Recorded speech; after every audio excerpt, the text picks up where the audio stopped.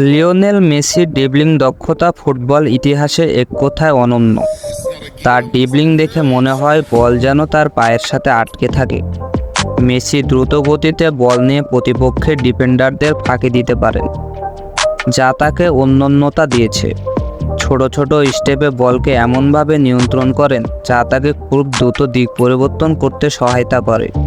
তার নিম্নগামী মধ্যাকর্ষণ শক্তি এবং সামঞ্জস্যপূর্ণ পায়ের কার্যক্ষমতা তাকে অপ্রতিরোধ্য ড্রিবলার করে তুলেছে।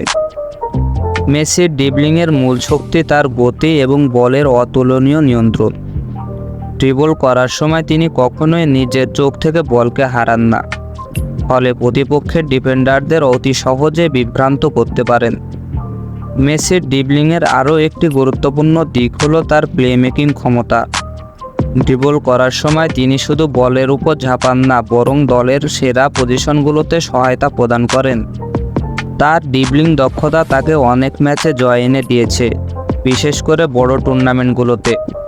মেসির ড্রিবলিংয়ের ধরন বেশিরভাগ সময় সোজাসুজি থাকে। তিনি ধীরে ধীরে গতি বৃদ্ধি করে ডিফেন্ডারদের ভেদ করেন। বয়স বাড়লেও তার ড্রিবলিংয়ে কোনো কমতি দেখা যায়নি, বরং তা আরও পরিশীলিত হয়েছে।